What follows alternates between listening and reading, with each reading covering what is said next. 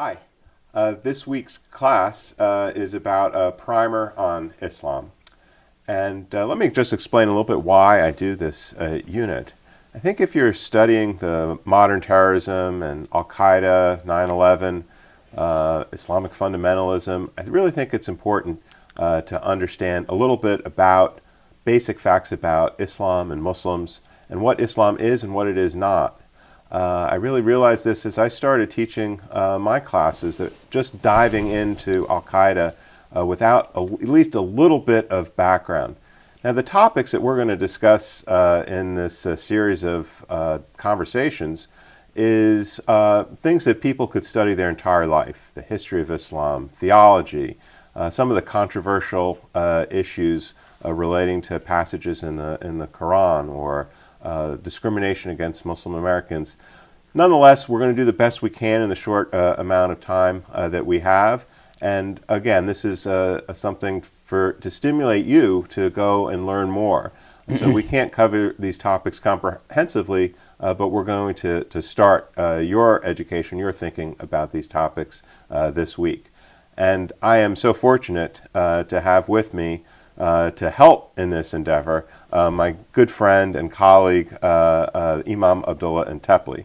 I'm going to provide a link to Abdullah Antepli's biography on our course site, so I'm not going to go through all of your distinguished qualifications, just to say that he is the first Muslim chaplain at Duke University. He has a very distinguished career and is well known throughout the world, and especially here at Duke for his wisdom and sensitivity, and we're very, very glad to have you in our course. Thank you very much. Glad to be here, David. It's a great opportunity. Okay. Well, let's dive into it then. Sure. I'd like this first section just really to give people a brief sense of the history of Islam. You know, at the birth of Islam in the 7th century, Christianity had been going for 600 years or so. Judaism being practiced in the same region of the world for thousands of years. Thousands of years, yes. We don't know exactly, but we can make estimates. Why did Islam arise? Was it filling a gap? What happened that led to the rise of Islam at this period in history, do you think? I'm glad we're starting at the history, because you will never try to understand Islam as religion today, a theology, a belief system today, or the Muslims, 1.7 billion people today, unless what kind of history gave birth to the present day situation. Unfortunately, all conversation about Islam and Muslims as religion and people, the historical aspect, the 1400 years of civilizational rise and decline of Islam, has been grossly neglected. I'm glad we are starting on the history. Okay. I think Islam flourished. I mean, there could be millions of different answers to this question. I guess we will never know for sure. It was combination of Islam's creativity in locating itself in a Judeo-Christian home. Islam never claimed to be a new religion. Islam never claimed to be a distinct religion. Like Muhammad never created a new club per se. Everything in its theology, and it's as that theology manifests itself in the human experience in the early 7th century, it was so familiar to Jews and Christians. For the most part, when Islam was spreading in the Christian Middle East and North Africa, for many Christians, Islam and Muslims were another Christian heresy. It appeared like a Christian heresy. I know in the 21st century, things are very polarized and Christians and Muslims look so different. But it wasn't as polarized, as distinct, as different 1400 years ago. So it came as a familiar message. It came as something similar, theologically speaking, but with some new inventions. Islam sort of very quickly, the new theology, this new religion gave dynamism to Arab culture, the Persian culture, that they quickly adopted the local traditions and cultures. They introduced new institutions such as religious minorities, their rights, ruling the country as a hegemony power, but at the same time respecting other religious communities to have their own courts and their own houses of worship. This was unheard of, like once you assume the power. So it came as a more acceptable. And also, historically speaking, Byzantine Empire and the Persian Empire, they were going through a major power vacuum that Muslims were able to fill that power gap with a much more dynamic, inclusive, and pluralistic approach.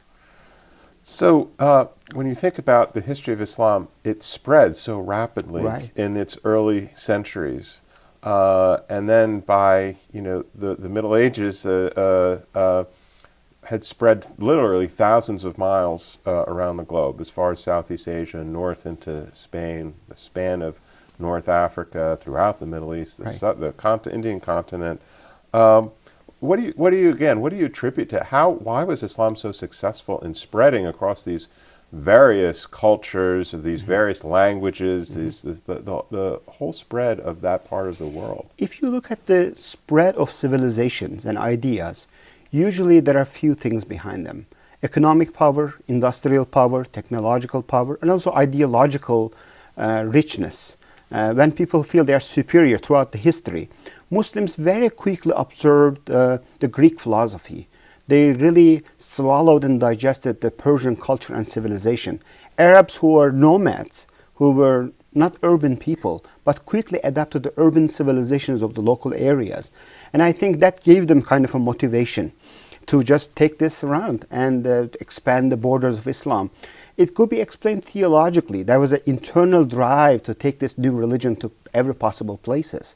But the fact that they could do that also shows that very quickly they equipped themselves with the economic, technological, industrial, trade-related superiority, that they could have taken this religion all around. Some critics say, well, Islam spread by the sword. Do you think that would be possible to have accomplished that in such a massive span of territory? I don't think this is neither possible nor could be proven in any scholarly and scientific way. If Islam could have been spread by just solely sword, like the Mongolians, like Mongolian invasion and Mongolian spread is purely sheer power of destruction. If you look the way in which the Mongolians have spread and the kind of destruction that they caused, but if you look the way in which Islam spread with its civilization as it like a snowball, bringing new ideas, new art, new architecture, and also respecting the minorities in that area, that alone itself disproves that no, that's not the case. Absolutely. Because, for example, out of 1.7 billion people today lives in South Asia and Southeast Asia. More than half of the Muslims live in the areas where Muslim armies never went. It was through trade, it was through peaceful means that Islam spread in those parts of the world.